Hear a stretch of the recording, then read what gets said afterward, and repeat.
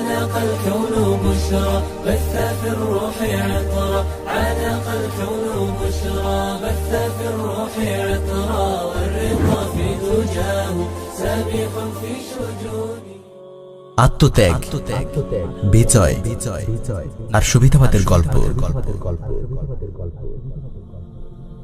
কল্পনা করুন, বিশাল প্রাসাদে বন্দী একদল মানুষ। বের হবার দরজা কেবল একটাই, কিন্তু সে দরজা বাইরে থেকে বন্ধ। দরজা খুলতে হলে লাগবে চাবি।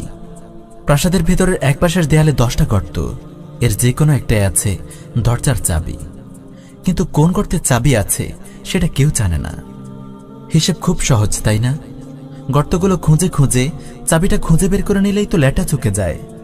হ্যাঁ, হিসেবটা সোজা, তবে একটা জটিলতা আছে। 10টা গর্তের একটার মধ্যে তো চাবি আছে, কিন্তু বাকি 9টার মধ্যে আছে বিষাক্ত কালকেউটে সাপ। সহজ সমীকরণের এই জটিলতার কারণেই বুঝি কেউ সাহস করে আগাচ্ছে না। সবাই বসে আছে নিষ্ক্রিয় হয়ে। কেউ কেউ প্রাসাদের তুলনামূলক আরামদায়ক কোনো কোণা বেছে নিয়ে বিছানাপাতি গোছানো শুরু করে দিয়েছে, যেন বন্দিত্বকেই নিয়তি হিসেবে মেনে নিয়েছে সবাই। শেষমেশ একজন উঠে দাঁড়ালো, চোখে ইস্পাতের দৃঢ়তা নিয়ে। আত্মবিশ্বাসী পায়ে হেঁটে গেল গর্তগুলোর কাছে। একটা গর্ত বেছে নিয়ে ভাবলেশীন মুখে হাত ঢুকিয়ে দিল। সব ছবল দিল, মানুষটা মারা গেল প্রায় সাথে সাথে। উঠে দাঁড়ালো আরও একজন। সতর্কতার স্বরূপ হাতে পেঁচিয়ে নিল এক টুকরো কাপড়। সযত্নে এড়িয়ে গেল প্রথম জনের বাছাই করা গর্তটা। তারপর বাকি 9টা থেকে বেছে নিল একটা গর্ত। কিন্তু হাতের ওই টুকরো কাপড়ে তেমন একটা লাভ হলো না। দ্বিতীয় জন মারা পড়ল সাপের কামড়ে। উঠে দাঁড়ালো তৃতীয় আরেকজন, তারপর চতুর্থ, তারপর পঞ্চম। প্রত্যেকে সাধ্যমতো চেষ্টা করল সাপের ছোবল থেকে হাত বাঁচানোর, কিন্তু একে একে সবাই মারা পড়ল। এই পুরো সময়টা জুড়ে অধিকাংশ মানুষ বসে রইল নিষ্ক্রিয় দর্শক হয়ে। সবার মুক্তির জন্য ওরা যখন একে একে মারা যাচ্ছিল, সে সময়টা নিষ্ক্রিয় দর্শকরা কাটাচ্ছিল ঠাট্টা আর সমালোচনায়। কেউ ঠাট্টা করল, কেউ বোকা, গাধা, নির্বোধ, আবেগী আর জজবাতি বলে গাল দিল। আর যাই হোক, চাবি খোঁজার চেষ্টায় বেঘরে প্রাণ দিতে হচ্ছে না, এই তৃপ্তি নিয়ে বাকিরা সবাই বসে রইল সন্তুষ্ট মুখে। একে একে মারা পড়ল 9 জন। গর্ত আর একটা বাকি। হাত বাড়িয়ে শেষ গর্তটা থেকে চাবি বের করে আনল 10ম জন।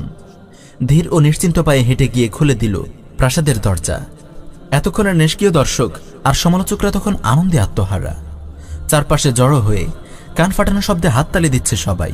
কেউ আবেগে কাঁদছে, হাতে চাবি ধরা মানুষটাকে ভাসিয়ে দিচ্ছে প্রশংসার বন্যায়। এবার কল্পনার রাজ্য থেকে বেরিয়ে আসুন। বলুন তো, এ মুক্তি, এ বিজয় আসলে কে আনলো? এ বিজয় কি 10ম ব্যক্তির অবদান, নাকি তার আগের 9 জনের অবদান আরো বেশি? সবার আগে যে মানুষটা উঠে দাঁড়িয়েছিল, নিঃসংকোচিত্তে হাত ঢুকিয়ে দিয়েছিল সাপের গর্তে, যারা তারপর এসেছিল তাদের তুলনায় তার অবদান কি বেশি নয়? আমাদের কল্পনার প্রাসাদের বন্দী মানুষগুলোর মতোই মুসলিম উম্মাহ আজ পার করছে বন্দিত্বের সময়। সত্যিকার অর্থে পরাজিত তো সে ব্যক্তি যে সাপের কামড়ের ভয়ে মুক্তির চেষ্টাই করে না। ঝুঁকি নেয়ার চেয়ে বন্দী হয়ে জীবন কাটিয়ে দেয়া তার কাছে পছন্দনীয়। কিন্তু যারা নিঃসংকোচে নির্ভীক চিত্তে উঠে দাঁড়ায়, সব প্রতিকূলতা আর ঝুঁকি সত্ত্বেও মুক্তির জন্য, বিজয়ের জন্য যারা চেষ্টা চালায়, যারা বিজয় দেখে যেতে পারবে না জেনেও বিজয়ের জন্য আল্লাহর রাস্তায় উজাড় করে দেয় জানমাল সম্পদ, তারাই হলো গৌরবের উত্তরসূরি। তারাই উম্মাহর অগ্রবর্তী বাহিনী। আপনিও এই বাহিনীর সদস্য হতে পারবেন, তবে 2টো শর্ত আছে। 1, এমন কোনো গর্তে হাত দিতে পারবেন না শরিয়াহ এবং ইতিহাসের শিক্ষা যেগুলোর ব্যাপারে দেখিয়ে দিয়েছে যে সেখানে চাবি নেই। 2, যারা আপনার আগে গেছেন, ছোবল খেয়েছেন, তাদের অভিজ্ঞতা থেকে শিখতে হবে। তারা যেখানে শেষ করেছেন শুরু করতে হবে সেখান থেকে। তাদের ভুলগুলো এড়িয়ে যেতে হবে। তাদের অভিজ্ঞতা গভীরভাবে অধ্যয়ন না করে শুধু সাহস, বীরত্ব আর উত্তম নিয়ত নিয়ে এগোলে হবে না। তা না হলে আপনি আবারও ওই গর্তেই দংশিত হবেন যে গর্ত থেকে এর আগে আপনার ভাই ছোবল খেয়েছেন। আর মুমিন এক গর্ত থেকে 2 বার দংশিত হয় না। যদি এ 2 শর্ত মেনে এগিয়ে যান, তাহলে নিশ্চিত থাকুন বিজয় আমাদের হবেই। যেখানে ঈমান আছে সেখানে হতাশার কোনো সুযোগ নেই।